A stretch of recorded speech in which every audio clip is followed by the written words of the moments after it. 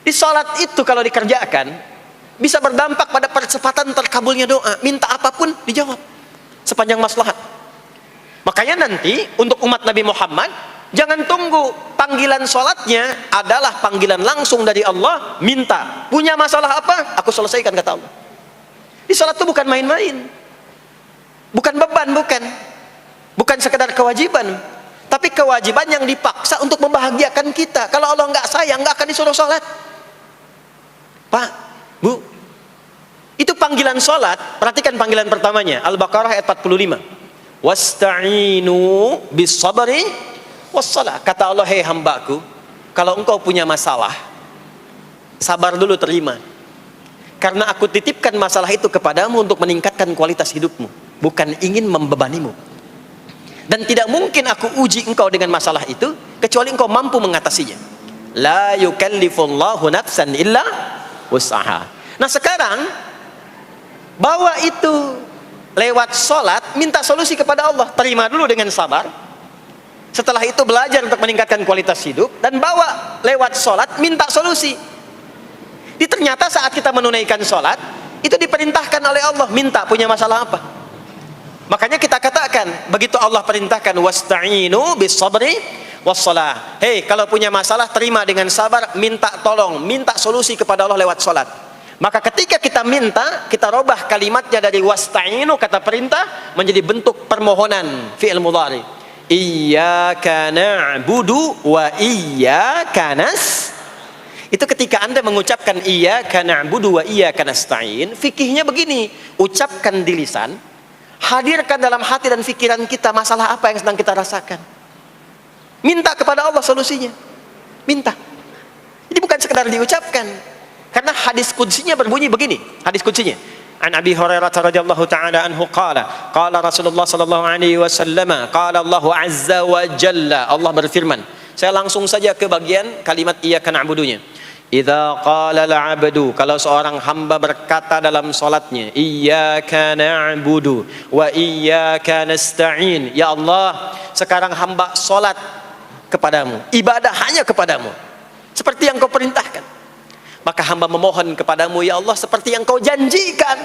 Wa iyyaka nasta'in. Lalu hadirkan dalam benak kita, ya Allah, engkau maha tahu sebelum hamba ungkapkan. Hamba punya persoalan ini. Mohon kepadamu, ya Allah, hilangkan semua masalah itu. Berikan hamba solusi yang terbaik. Berikan hamba keberkahan darimu. Itu sekilas hadir dalam jiwa kita.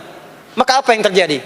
Qala Allah azza wa jalla, dijawab kalimatnya itu, hadza baini wa baina 'abdi wa li 'abdi ma sa'al. Ini perjanjian antara aku dengan hambaku. Kalau hambaku benar sholatnya sampai kalimat ini, apapun yang dia mintakan sekarang, aku akan kabulkan.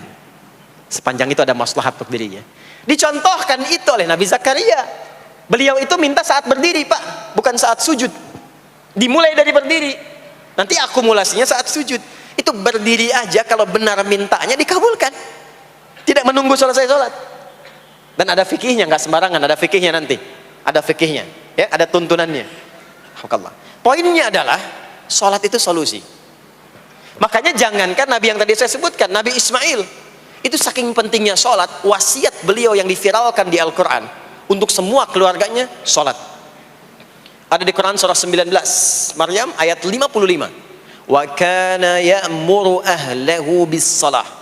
Kata Allah, dan tercatat Ismail itu pernah berwasiat meminta semua keluarganya, hei, sholat. Jadi kalau kita mau urut sampai ke atas, semua sholat. Muhammad sallallahu alaihi wasallam bin Abdullah bin Abdul Muttalib bin Hashim bin Abdul Manaf bin Qusay bin Murrah bin Kilab bin Ka'ab bin Ghalib bin Fikir bin Malik bin Nadar bin Kinana bin Khuzaimah bin Mudrikah bin Ilyas bin Nizar bin Mudar bin Ma'ad bin Adnan bin Addi bin Adri bin Muqawwam bin Nahur bin Tarikh bin Ya'rub bin Yasjub bin Nabit bin Ismail alaihi salam bin Ibrahim alaihi salam bin Azar atau bin Nahur bin Abir bin Kinan bin Arfakhshad bin Sam bin Nuh alaihi salam bin Mikhlail Matusyalah bin Kinan bin Anwas bin Thith bin Adam alaihi salam. Semua salat. Coba ulangi itu. Semua salat. Para nabi salat, para rasul salat. Anda bukan nabi, bukan rasul, nggak mau sholat dan pengen mudah hidupnya, pengen masuk surga Firdaus lagi. Anda sehat? Jadi ini pentingnya salat itu bukan cuma kewajiban, tapi diwajibkan, dipaksa dengan wajib itu supaya bahagia, supaya falah. Makanya kalau ada panggilan azan, cara memahaminya ini falah. Oh, ini solusi saya di sini nih. Kebahagiaan saya ada di sini. Kesuksesan saya ada di sini. Ya, makanya ketika dipanggil oleh muadzin, hayya 'alas shalah, labbaik, siap saya. Di sini. Ini poinnya. Nah, saya sambungkan kembali, ya. Ketika seseorang dilatih lewat salat dan sudah mulai tersambung dengan Allah Subhanahu wa taala, maksudnya ingat Allah, tertatalah semua aktivitasnya. Maka berubahlah lewat salat ini, lewat latihan ini, semua kegiatannya berubah, didorong menjadi amal soleh. Karena itu, setiap orang yang salatnya benar, yang pertama dianugerahkan oleh Allah kepada orang salat itu bukan dunia. Bukan dunia. Tapi perubahan perilakunya menjadi lebih baik. Jadi bukan kaya dulu. Ya. Abdurrahman bin Auf tuh hijrah masuk Islam, dilatih sholat, malah hartanya hilang semua, dirampas. Ya. Tapi setelah itu jadi apa? Jadi orang paling kaya. Ya. Abu Bakar As-Siddiq, Utsman bin Affan, Umar bin Khattab, pertama kali masuk Islam kan latihannya sholat. Apakah langsung kaya? Jadi pemimpin? Jadi diplomat? Amr bin As bisa ekspedisi dari Afrika Utara sampai ke Syam? Tidak. Yang diberikan apa? Perubahan perilaku dulu. Dihilangkan sifat-sifat buruknya, dijaga dengan kemuliaan. Jadi dua sumber yang menjadikan manusia itu buruk dalam nafsunya, itu ada dua. Di nafsu itu nanti punya dorongan untuk mengarahkan kepada yang buruk, namanya fujur. Lawannya nanti takwa. Lawannya takwa. Di Quran surah Asy-Syams surah 91 ayat 7 sampai 10, wa nafsi wa ma sawaha fa alhamaha fujuraha wa taqwaha. Nah, fujur itu nanti yang membisikkan, mengarahkan kepada hal-hal yang negatif. Itu yang ditunggangi oleh setan. Setan memberikan was-was itu ke nafsu, ke fujurnya. Alladzi yuwaswisu fi sudur innas. Di dalam sudur ada qalbu, di dalam qalbu ada nafas, di dalam nafas ada fujur. Fujur itu yang digoda. Maka keluarlah kemudian dua hal. Yang pertama ada yang disebut dengan fahsya. Fahsya itu dorongan dari syahwat untuk berbuat yang menyimpang. Pornografi, porno aksi, LGBT, kata-kata jorok itu fahsya. Fahsya. Nanti temannya adalah mungkar. Mungkar itu keburukan yang diingkari, ditolak oleh hati, sumbernya nafsu perut dan akal. Mencuri itu mungkar. Merampok itu mungkar. Korupsi, membunuh, menipu itu mungkar. Jadi sumber keburukan itu cuma dua. Kalau bukan fahsya itu mungkar. Orang yang sholatnya benar, maka parameternya itu, ukuran pertama kali dia dapatkan adalah ditutupnya oleh Allah, dijaganya oleh Allah keadaan nafsunya, sehingga dia tidak dikontrol oleh perbuatan fahsya dan mungkarnya. Maka aktiflah sinyal takwanya. Takwa itu lawan nafsu. Makanya nanti kaitan takwa dengan nafsu sama-sama disebutkan. Nafsu 115 kali, takwa yang terkait fungsi nafsu 115 kali. Takwa digembosi, ya, awas, diwaswasi oleh setan, setan disebutkan 88 kali. Takwa disupport oleh malaikat, malaikat di Quran disebutkan 88 kali. Ini bukan ilmu tak-atik, hitung sendiri aja kalau mau. Itu menarik tuh. Karena sama, kalau Anda mendengar suara adzan kan ada bisikan kan? Cepat, sudah adzan, siap-siap. Itu malaikat tuh. Tapi begitu selesai adzan, la ilaha illallah, tenang, baru adzan, belum qomat. Itu setan. Terus dua-duanya tuh, ya, memberikan bisikan, yang satu mensupport dan seterusnya. Yang paling menarik adalah kalau sholat kita benar, maka sinyal takwa aktif. Makanya amalan takwa pertama itu sholat. Setelah beriman, amalan takwa pertama sholat. Al-Baqarah ayat 2 dan 3. Dzalikal kitabu la raiba fi hudal lil muttaqin. Siapa muttaqin, orang takwa di situ? Ayat 3-nya, alladzina yu'minuna bil ghaibi wa yuqimunas sholat. Jadi kalau sholatnya aktif, takwanya aktif, sinyalnya aktif, sinyal itu yang akan menutup fahsya dan mungkar. Maka turunlah Quran surah ke-29 ayat ke-45. Utslu ma uhiya ilaika minal kitabi wa aqimis shalah. Kita hafal tengahnya, innas salata tanha 'anil fahsya'i wal Maka kalau orang sholat tidak akan berbuat fahsya, tidak ada lagi yang melambai laki-laki. Allah, nggak ada. Laki-laki yang laki-laki, perempuan-perempuan. Nggak ada lagi tontonan-tontonan pornografi. Yang jorok-jorok, yang kotor-kotor. Nggak ada lagi kata-kata kotor di lisan itu. Karena lisannya dilatih untuk mengucapkan yang baik-baik. Allah, sami'allahu liman hamidah, subhanallah, alhamdulillah, Allahu akbar. Makanya pasca sholat itu berubah. Maaf ya, Allah tidak memberikan kepada Nabi Muhammad SAW tongkatnya Nabi Musa, mukjizatnya Nabi Isa, apalagi Nabi Ibrahim dan selainnya. Tapi Allah turunkan Al-Quran kepada Nabi Muhammad SAW, lalu dipraktekkan Quran itu pertama lewat sholat. Anda tahu apa yang terjadi? Nabi Muhammad itu diutus oleh Allah dalam lingkup masyarakat yang sangat terbelakang dan hatam kriminal. Jadi kriminalnya bukan dikerjakan, hatam. Dan nyaris tidak kenal kebaikan, makanya disebut dengan jahiliyah. Kalau Bapak Ibu tanya di zaman Nabi, ya maaf, ada pezina? Bukan cuman ada, hatam, perfeksionis zinanya. Gitu. Membunuh itu, ya, mabuk, ada orang mabuk kekinian di zaman jahiliyah, pemabuk amatir itu 5 kali sehari mabuknya. Yang amatir. Jadi kalau baru mabuk sekali, 2 kali itu coba-coba. Amatir itu 5 kali. Pembegal. Ya, sekarang kita dengar berita ada begal ini itu. Jahiliyah itu sekampung begal semua. Kampung Gifar. Tapi Allah menghendaki Rasulullah latih lewat salat. Apa yang terjadi? Berubah jahiliyah itu, berubah menjadi khairu ummah. Umat terbaik yang paling teladan, yang menginspirasi, yang pernah berkehidupan di bumi. Sampai persaksiannya dari Allah langsung, turun Quran surah ketiga Ali Imran ayat 110.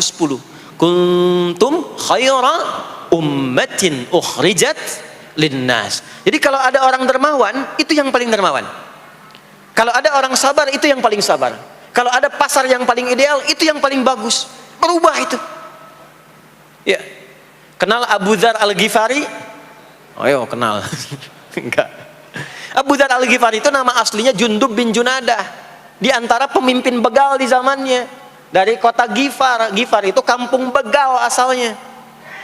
Ya, hamukumullah. Masuk Islam. Datang ke Mekah. Bertemu dengan Rasulullah. Begitu masuk Islam, kata Jundub bin Junadah, ya Rasulullah, ausini au kama qala, berikan saya nasihat. Kata Nabi, pulang sekarang. Kata beliau, enggak, saya mau umumkan keislaman saya depan Ka'bah. Kata Nabi, jangan lakukan. Sekarang orang masih belum tahu tentang Islam, nanti marah kamu dipukuli. Kata beliau, ya Rasulullah, saya ini membegal terang-terangan, masa bersyahadat sembunyi-sembunyi? Maka keluar ke depan Ka'bah, dia katakan, ya ma'asyara Quraisyin, hei semua orang Quraisy. Datang orang, usyhidu bi annahu la ilaha illallah wa anna Muhammadar Rasulullah. Aku bersaksi, syahadat la ilaha illallah Muhammadar Rasulullah. Kalian mau apa? Dipukulin sampai pingsan. Sampai ketika akan diteruskan, ada riwayat mengatakan datang Sayyidina Ali bin Abi Thalib, ada yang mengatakan Sayyidina Hamzah, ya, bin Abdul Muttalib radhiyallahu ta'ala anhuma jami'an. Datang menyampaikan, jangan teruskan. Kalau ini meninggal, ini wafat, kita akan celaka karena kafilah kita akan lewat desa Ghifar. Kalau lewat Ghifar gak akan berhasil niaga kita, katanya. Ya, karena akan dihabisi semua, ini orang Ghifar. Maka dibiarkan pergi, pulang. Tahu apa yang terjadi? Begitu Nabi hijrah ke Madinah, dikagetkan dengan suara kaki yang berdecak kencang, bang bung bang bung bang bung. Ternyata ada berita gembira, sekampung begal Ghifar itu masuk Islam semuanya, berubah jadi baik. Untuk menginspirasi generasi kemudian, maka dipopulerkanlah oleh beliau kunyahnya dengan nama daerahnya. Sayalah Abu Dzar Al-Ghifari. Al-Ghifari itu maksudnya apa? Dulu saya ini berasal dari Ghifar, kampung saya kampung begal. Cuma karena saya masuk Islam, diajarin sholat, diajarin baik, sekampung baik semua. Ya. Makanya orang-orang Arab setelah itu, bahkan non-Arab, kalau datang memperkenalkan daerahnya. Imam Al-Bukhari, itu nama aslinya bukan Al-Bukhari. Nama aslinya Muhammad. Punya bapak namanya Ismail, punya kakek namanya Ibrahim, kakek buyutnya Al-Bughirah, yang buyutnya Al-Bardizbah. Tinggal di kecamatan Ju'fah, Kabupaten Bukhara, Provinsi Khorasan, sekarang negaranya Uzbekistan. Karena berasal dari Bukhara, datanglah beliau kemudian ke Arab, sekarang ke Jazirah, ke Mekah, ke Madinah, memperkenalkan, saya bukan orang Arab, saya dari Bukhara. Rumusnya tambah alif lam di depannya, ujungnya tutup dengan i. Al-Bukhari, saya dari Bukhara. Diperkenalkan, maksudnya apa? Islam sudah masuk ke tempat saya, orang-orangnya sudah baik, orang-orangnya sudah khusyuk. Itu memperkenalkan. Orang tua kita, Syekh Yasin dari Padang, maka diperkenalkan Syekh Yasin Al-Padangi. Syekh Ahmad Khatib dari Minangkabau, Syekh Ahmad Khatib Al-Minangkabawi. Syekh Abdul Somad dari Palembang, Syekh Abdul Somad Al-Palembangi. Syekh Nawawi dari Banten, Syekh Nawawi Al-Bantani. Ya, nanti ada Pak Ghafur dari Pondok Indah, ya, Masjid Raya Pondok Indah, datang ke Mekah umrah haji. Ana Ghafur Al-Masjid Raya Al-Pondok Indahi gitu. Itulah salat. Salat. Jadi salat itu merubah keadaan kita lebih baik. Itulah sebabnya kenapa 5 waktu. Karena Allah inginkan di setiap waktu kita jadi orang baik. Di setiap waktu kita bahagia. Setiap waktu selesai persoalan. Datang masalah subuh, ya, antara subuh ke zuhur kan ada masalah tuh. Gak mungkin ada orang dari subuh ke zuhur gak punya masalah tuh, gak mungkin. Tuh wajahnya udah kelihatan tuh. Ya, makanya kita datang, ya, menghadap kepada Allah, minta diselesaikan, minta diberikan taufik, sujud kita, diberikanlah solusi. Zuhur ke asar ada masalah, datang saat asar. Asar ke maghrib punya masalah, datang. Makanya semua ulama dulu seperti itu. Al-Bukhari itu menuliskan kitab sahihnya itu 16 tahun. Setiap satu hadis akan ditulis, salat dulu. Salat dulu. Begitu tenang, nyaman, baru tuliskan. 16 tahun. Itulah salat. Nah, dari sekian waktu yang 5 kali itu, ada waktu yang spesial. Waktu spesial inilah yang ingin saya bahas, yang tadi disampaikan dalam pengantar sambutan. Jadi ini inti yang mau saya katakan. Ini barusan muqaddimah tuh. Barusan muqaddimah. Baik. Kan kita salat berapa kali sehari? Kita hitung. 1, subuh. 2, zuhur. 3, keempat, yang kelima, isya. Berapa jumlah rakaatnya? 17. Baik ya. Itu nomor telepon untuk koneksinya. Koneksi kita dengan Allah nomornya catat ya, 24434. Ya, kalau ditanya berapa nomor koneksi dengan Allah? 24434. Subuh 2, zuhur 4, asar 4, maghrib 3, isya 4. 5 waktu kan? Baik. Di 5 waktu ini kita dijaga, diinginkan menjadi hamba yang baik, bahagia, nggak lekat dengan masalah, tuntas semua. Saking sayangnya Allah sama kita. Kalau nggak sayang nggak disuruh sholat. Itulah sebabnya ketika diperintahkan menunaikan waktu sholat, diberikanlah gambaran waktunya. Tapi yang jadi persoalan kita sekarang yang akan dibahas, di antara sekian waktu itu ada waktu-waktu yang spesial. Ada waktu-waktu yang spesial. Dari mulai subuh ke isya itu ada yang dispesialkan oleh Allah karena ada bonus berlipat di dalamnya. Waktu apakah itu? Mari kita bacakan dulu mulai dengan Quran surah kedua ayat 238. Paling kanan sebelah atas di mushaf standar. A'udzubillahi minasyaitonirrajim. Bismillahirrahmanirrahim. Mohon izin saya agak lambatkan sedikit ritmenya karena ini inti yang mau kita bahas. Tadi muqaddimah makanya saya percepat ya. Hafizu 'alas salawati was salatil wusta wa qumu lillahi qanitin. Hafizu. Kalau Bapak Ibu lihat mushaf terjemah, diterjemahkannya dengan jagalah. Jagalah itu ihfazu, hafidha yahfaz. Tapi kalau ada alif setelah hafizu, itu berarti fi'il madhinya, past tense-nya, akar kata kerjanya hafadha, yuhafidhu. Alifnya mufa'alah, bermakna saling. Jadi mengartikannya begini, hafizu 'alas salawati. Hei, hendaklah kalian saling menjaga waktu sholat. Kalau saling itu sendirian atau banyakan? Banyakan.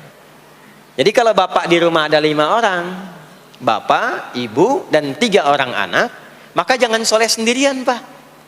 Ingatkan anaknya, ingatkan istrinya. Istri bangun duluan, ingatkan suaminya. Makanya waktu sholat itu Maaf, jangan cuma disandarkan pada azan yang kita dengar di masjid, harus hafal. Bahkan nanti gini, di Quran surah keempat ayat 103 itu, di ujung ayatnya, itu ada penanda ciri standar orang beriman. Maaf. Kita tanya dulu nih, kita beriman tidak hari ini? Halo, beriman? Hati-hati ya, karena kata Nabi ada yang subuh beriman, sorenya sudah kufur tuh. Ya, yusbihu mu'mina wa yumsi kafira. Hati-hati ya. Yuk, apa ciri orang beriman tuh? Iman itu konfirmasinya bisa didapatkan satu melalui suara adzan. Adzan itu sama dengan penanda waktu sholat. Tahu dari mana iman itu bisa dicek dengan suara adzan? Quran surah ke-8 Al-Anfal di ayat yang kedua. Innamal mu'minuna alladzina idza dzukirallahu wajilat qulubuhum. Sungguh insan beriman itu ciri standarnya bisa dilihat. Kalau disebutkan nama Allah, ada konfirmasi iman dalam hatinya. Jadi iman itu letaknya di kolbu. Nanti konfirmasinya lewat suara adzan, dipanggil, disebutkan nama Allah. Makanya disebutkan nama Allah 5 kali dalam sehari untuk mengecek iman ada enggak dari subuh sampai isya. Ya, Allahu Akbar, Allahu Akbar. Ada getaran di hati kita, sudah adzan. Nah, itulah iman. Itulah iman. Makanya orang yang punya iman dengan yang belum punya iman akan beda getarannya. Ini hanya dimiliki oleh orang yang punya iman saja. Yang belum punya iman nggak bisa, nggak punya itu. Allahu Akbar, Allahu Akbar. Surah apaan nih? Toanya kencang banget, ya. Tapi kalau orang beriman, Allahu Akbar, Allahu Akbar, ya Allah sudah adzan. Itu konfirmasi itu. Nanti semakin tinggi imannya, bahkan ada yang orang sudah menunggu sebelum tiba waktunya. Tadi subuh jam 4 lewat 13 di sini. Ada yang nunggu dari jam 3. Padahal belum dipanggil. Ya. Masya Allah. Di Bekasi 4 lewat 9. Allahu Akbar, Allahu Akbar. Azan. Ingat dia. Nah, itu ciri beriman. Cuman imannya standar. Jadi bukan iman yang kuat. Standar. Kuat belum, lemah tidak. Allahu Akbar, Allahu Akbar. Jam 4 lewat 9. Jam 3 sudah bangun. Nunggu itu. Iman yang kuat. Masya Allah. Ada yang baru subuh dan nunggu isya. Tunggu. Kuat. Ada yang sudah qomat, sudah la ilaha illallah, belum kepanggil, dipanggil 4 lewat 9, dia baru bangun jam 9 lewat 4.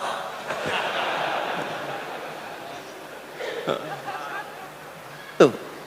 Nah, ini iman lemah. Di bawah. Ciri standar, karena dipanggil ingat, maka ciri standar orang beriman itu tahu waktu sholat. Harus tahu Pak, Bu. Itu standarnya. Itu ada di Quran surah keempat, di akhir ayat 103. Inna salata kanat 'alal mu'minina kitaban mawquta. Kalau pakai terjemah balaghah itu bunyinya begini, sungguh orang beriman itu pasti tahu waktu sholat. Nah, jadi kalau ditanya jam berapa zuhur nanti belum bisa kita jawab dengan sempurna, itu artinya apa? Imannya belum naik itu ke level standar, belum menguat. Ya, ini poinnya. Nah, nanti kapan waktu sholat itu tiba? Kalau ada yang belum ingat, jangan dibiarkan tidak ingat. Makanya kata Al-Quran, saling menjaga ya waktu sholat itu. Jangan sampai di keluargamu, ada temanmu, kolegamu, bahkan tetanggamu itu nggak tahu waktu sholat. Bahkan nggak sholat, itu bahaya. Kalau memang sayang sama anak, ingatkan. Sayang istri dengan suami, ingatkan. Tanda istri beriman yang cinta dengan suaminya, tanda pertamanya ketika mengingatkan suaminya pada semua hal yang disukai oleh Allah. Begitu sebaliknya. Maka kata Al-Quran, hafidhu, saling menjaga waktu sholat. Disebutkan di situ alas sholawat. Bentuknya begini. Tulisannya alif, lam, waw, alif, ta maftuha begini. Alas. Begini tulisannya. Karena nanti ada yang begini, ada yang begini. As-sholat, ada yang begini. Biar saja, enggak usah.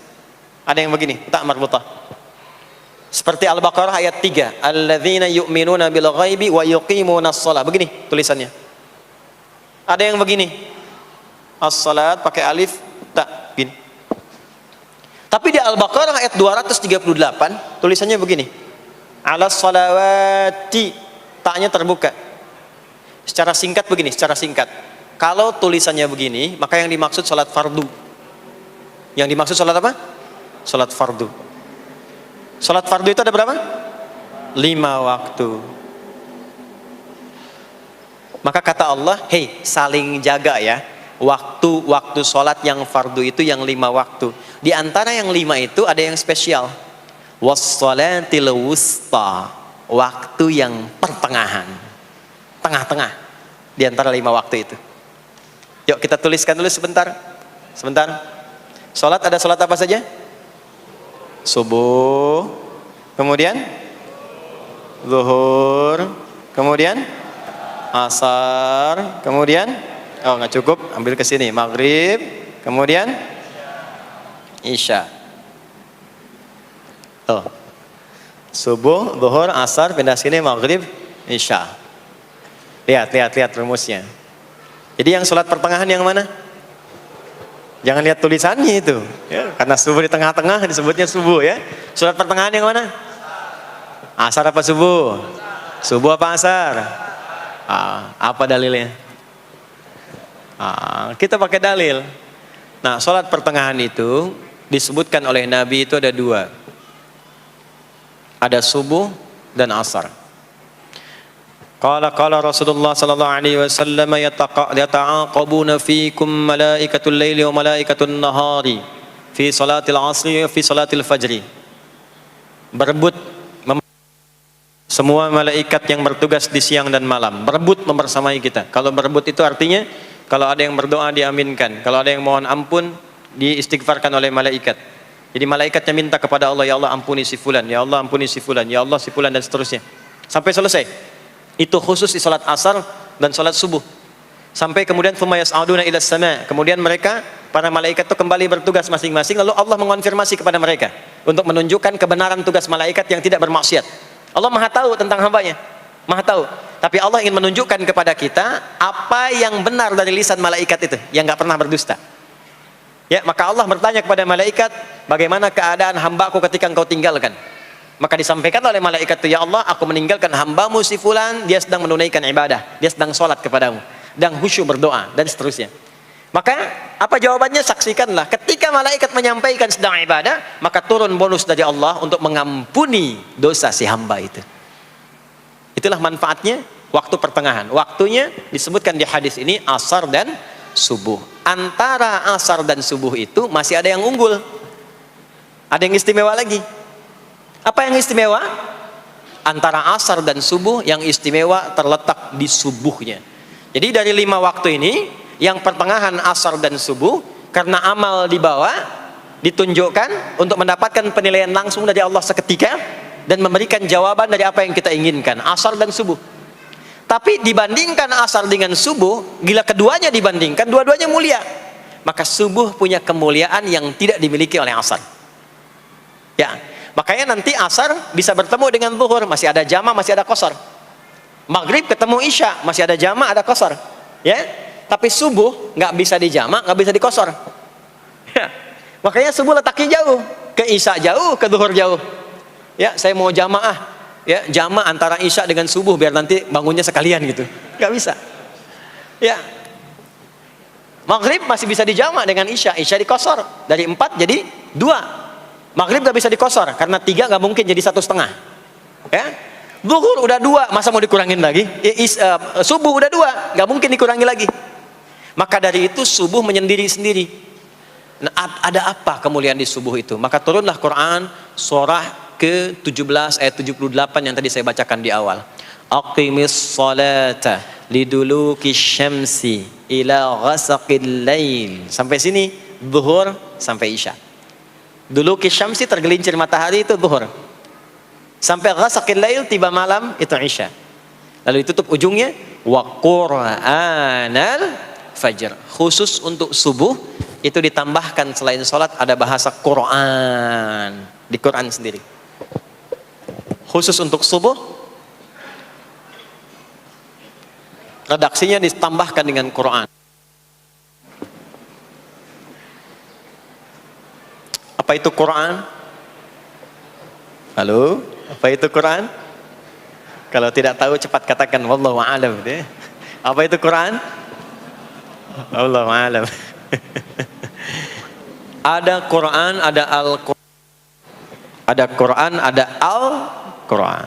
Kalau yang disebut Al-Quran itu mutlak firman Allah. Dari mulai Al-Fatihah sampai An-Nas. Ini yang terdapat di dalam mushaf ini, di 2 jilid ini. Ya, itu Al-Quran. Kalau disebutkan Quran tanpa alif lam, maka yang dimaksudkan bacaan secara umum. Apakah itu Al-Quran, doa, istighfar, semua bacaan itu Quran. Kemuliaan sholat subuh itu dimulai sejak waktu fajar, matahari mulai keluar sinarnya untuk membelah gelapnya malam, itu sinarnya disebut dengan fajar. Nanti subuhnya saya terangkan di akhir. Sinarnya membelah kegelapan malam, fajar shadiq. Maka pada saat itu bukan hanya sholatnya yang punya keistimewaan seperti sholat asar tadi, tapi semua bacaannya langsung dijawab seketika oleh Allah Subhanahu wa taala, dipersaksikan oleh seluruh malaikat dan dijawab langsung oleh Allah Subhanahu wa taala. Jadi kalau Anda berdoa, maaf, doanya lebih cepat terkabul kalau dipanjatkan dengan cara yang benar dan khusyuk. Kalau Anda istighfar, langsung dijawab. Kalau kita baca Quran, pahala langsung dituliskan berlipat. Itulah kemuliaan waktu fajar. Jadi Allah sendiri yang menyampaikan, bukan cuma sholat yang penting, semua bacaannya itu langsung didengar, langsung direspon, langsung dipersaksikan. Karena itu ada anjuran bahkan dari Al-Quran, dan ini dikerjakan oleh semua sahabat, saking pentingnya sholat subuh itu, waktu fajar itu, bahkan mereka bangun dan menunggu sebelum tiba fajar. Maka disitulah muncul kemudian tahajud. Maka muncullah kemudian istighfar sebelum waktu subuh. Ya, ada amalan. Ini saya mau kasih rahasia ya. Tapi tolong jaga. Ini antara kita saja di sini. Ya, rahasia. Ada waktu sebelum subuh. Cuman 15 sampai 20 menit kurang lebih. Ingat ya. Kalau dikonversi sekitar 15 sampai 20 menit waktunya. Namanya waktu sahar. Sahar. Jamaknya ashar.